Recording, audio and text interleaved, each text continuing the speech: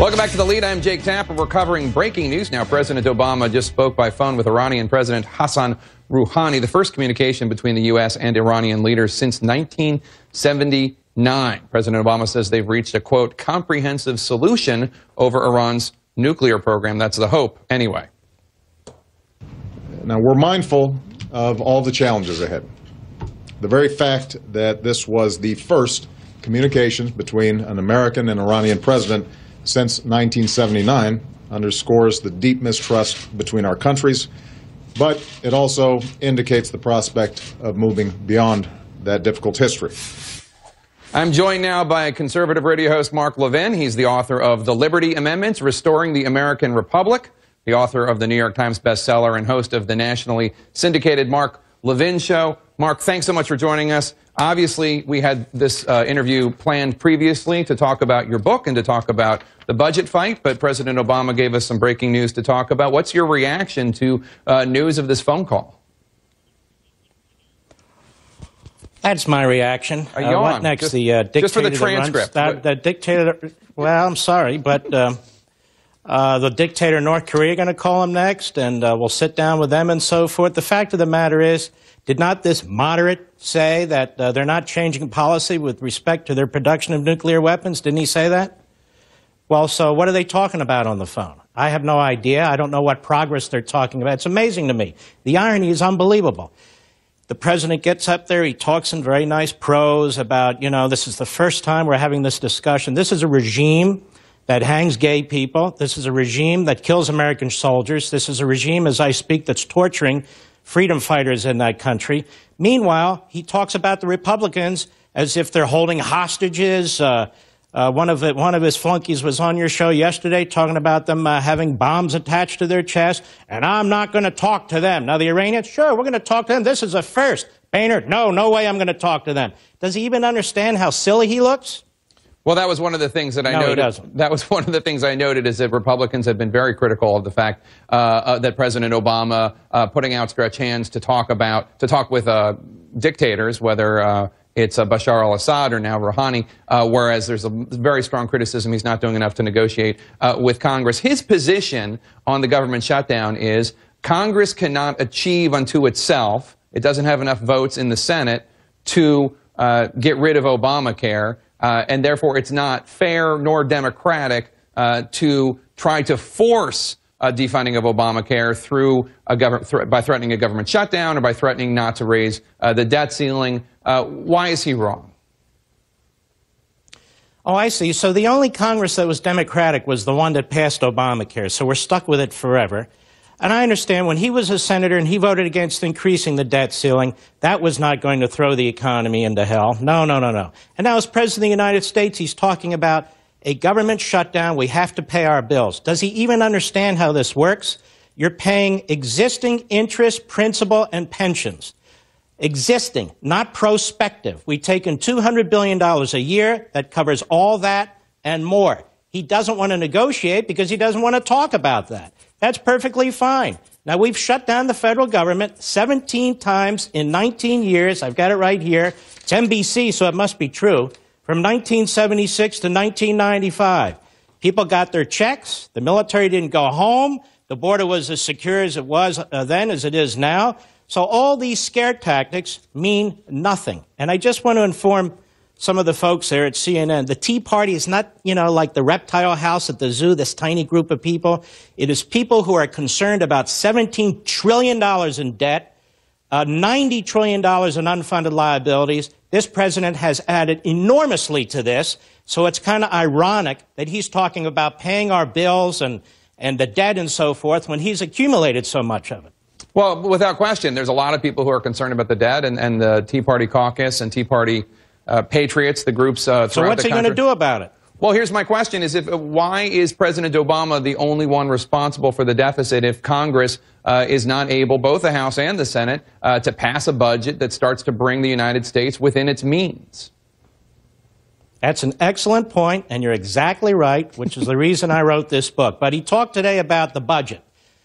The person who's stopping the passage of an annual budget is Harry Reid. Harry Reid's working with the White House. The House, as I understand it, keeps passing budgets, sending them to the Senate, and they die. So I don't know what he's talking about. We need to have a budget every year. Okay, then tell your friend Harry to get a budget. You do control the Senate. You do control the White House. There are still some Democrats left in the House, and there's some French Republicans left in the House who will go along with you. I wanted to ask you that. What exactly is a French Republican? A French Republican is a Republican who beats up on conservatives and is constantly praising the Democrats and contributing to the massive spending in this country while they go home and pretend otherwise. Okay. Why French? Just because of Vichy France, or is there... I could have said worse. Yeah, exactly. I could have said worse, but French seemed fine to me. So let me just ask you a question about not so much the government shutdown, which might happen come midnight Monday as Monday becomes Tuesday, but Jay, can I ask you something? Sure. Can I ask you something? What happens when the government shuts down? What happens? What happens when the government shuts down? Various government agencies tell non-essential personnel, it's a specific label. And I was in the Reagan administration when we shut down the government. I think it was 6 times. Yes. And essential personnel make up like 40 or 50% of the personnel in the bureaucracy. So I just want people who watch CNN to understand it's not like Saturday and Sunday when the government really shuts down and there's nobody in the offices, or a government-paid holiday when nobody's in the offices. There's actually people in the offices. The military doesn't go home. The Border Patrol doesn't go home. The ships don't go into dock. I just want them to understand the Social Security checks are still cut. We're talking about the rest of the government. Point taken, sir. I want to talk about the debt ceiling, though, because, as you know, the debt ceiling is whether or not we pay the bills that have already been incurred. This is the spending that has already taken place, that the House, the Senate, President Obama have already allowed to happen. And not raising the debt ceiling, as you know, can cause serious harm to the American economy for a number of reasons. Why is it fair for the Republicans, the House Republicans, to use the debt ceiling? I'm going to try to avoid using any of the metaphors that offend people, but why is it fair to use that as a bargaining chip when it's not their economy? It is all of our economy. It is the United States economy.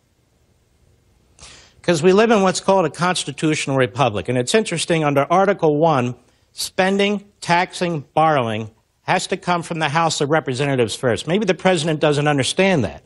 So if he's really concerned about a government shutdown, he's really concerned about the debt, he would have spent the last 5 years trying to figure out how to work with Republicans, but he doesn't. And so we have, for instance, Obamacare. And what does he do? He decides who gets waivers. He decides who benefits. He decides what he's going to extend and not extend. That's not the way our republic works. So he should pretend, I guess, that John Boehner's the president of Iran, maybe get a phone call, maybe they could tweet each other, and maybe have a discussion about the constitutional responsibilities of both. But Obama, when it comes to domestic policies, it's his way or the highway. When it comes to foreign policy, he's quite the appeaser. As you know, President Obama argues, and this is me relaying his view, that he wants to negotiate with the Republicans in Congress, but they refuse to talk about tax increases, which he wants to be on the table, along with other things such as entitlement reforms and spending cuts. And he says because they're not willing to negotiate, they're the ones who are saying my way or the highway. Your response to that? Okay, great. My response to this is this whole federal system is completely out of control. The trajectory is one way. When you have a nation that has $90 trillion in unfunded liabilities and not enough money on the planet to pay for that, and you have $17 trillion debt, and the executive branch is not serious about talking about it, the Senate is obstructing whatever the House does, and even the House isn't serious about it. Both political parties, to one extent or another, are involved in this. The problem is we, the American people, have to deal with this. We have the General Accountability Office, part of the federal government, that says this is unsustainable. We have the Congressional Budget Office that says this is unsustainable. We have the trustees and actuaries for Social Security and Medicare saying this is unsustainable. And these guys are fighting over, well, I'm not going to talk to this one about whether we keep the government open or not. Let me tell you something. At some point, in some day, in some way, these people are saying it's unsustainable. It is unsustainable. And it's going to crash one day, some way. You have a book here, The Liberty Amendments, which obviously you're here to talk about. You propose 11 new amendments to the Constitution, which would be done on the state level.